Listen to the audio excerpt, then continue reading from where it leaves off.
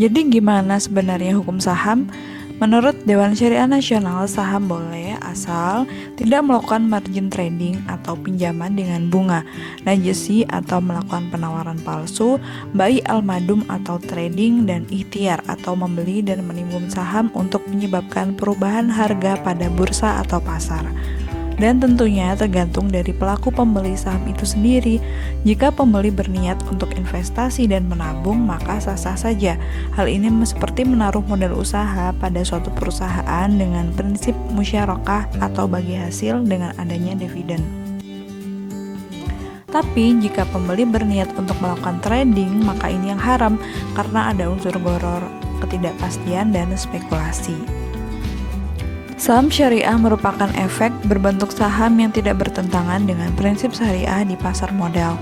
Ada dua jenis saham syariah yang diakui di pasar modal Indonesia.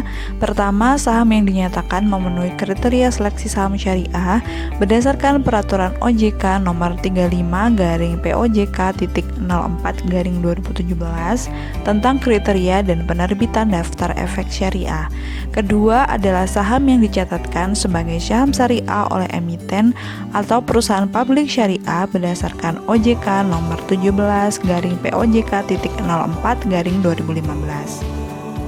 Semua saham syariah yang terdapat di pasar modal syariah Indonesia, baik yang tercatat di BEI maupun tidak, dimasukkan dalam daftar efek syariah atau DES yang diterbitkan oleh OJK secara berkala setiap bulan Mei dan November.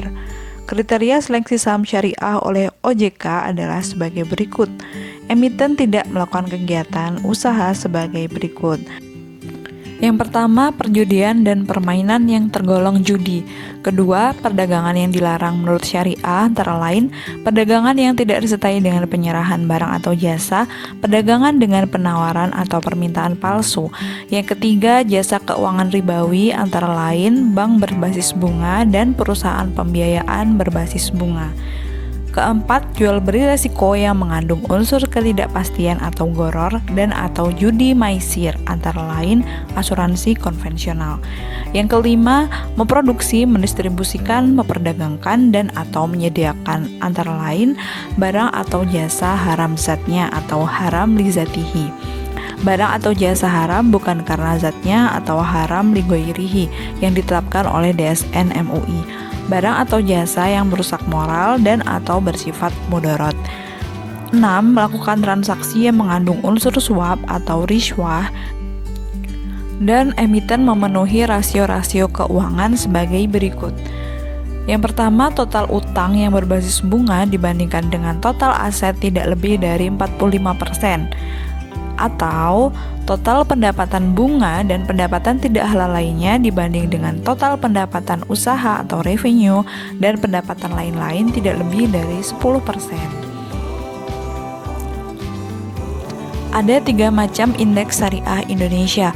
Yang pertama, ISSI atau Indeks Saham Syariah Indonesia, diluncurkan pada tanggal 12 Mei 2011, adalah indeks komposit saham syariah yang tercatat di BEI.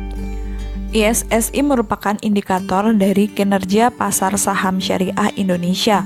Konstituen ISSI adalah seluruh saham syariah yang tercatat di BI dan masuk ke dalam daftar efek syariah yang diterbitkan oleh OJK.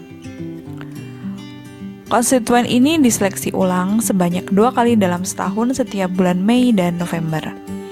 Setiap periode seleksi selalu ada saham syariah yang keluar atau masuk.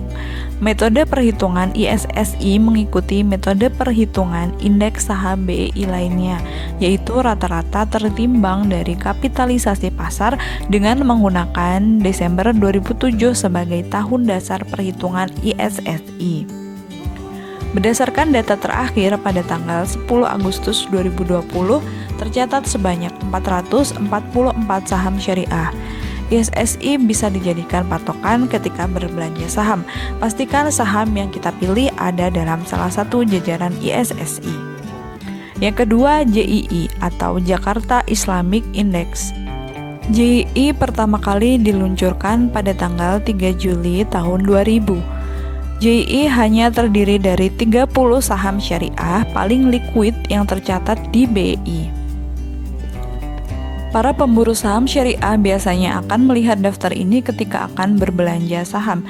Saham JII diantaranya adalah ACES atau Aceh Hardware Indonesia, ADRO, Adaro Energi, AKRA, AKR Korporindo, ANTM, Aneka Tambang, ASII, Astra International, BRPT, Barito Pasifik, BTPS, Bank BTPN Syariah, CPIN, Cheiron Pokpan Indonesia, CTRA, Ciputra Development, ERAA, Erajaya Swasembada, EXCL, XL Asiata, ICBP Indofood, CBP Sukses Makmur, INCO Vale Indonesia, INDF Indofood Sukses Makmur, INTP Indosemen Tunggal Prakasa, JPFA Japfa Comfit Indonesia, JSMR Jasa Marga Persero, KLBF Kalbe Farma, MDKA Merdeka Copper Gold, MNCN Media Nusantara Citra, PGAS Perusahaan Gas Negara,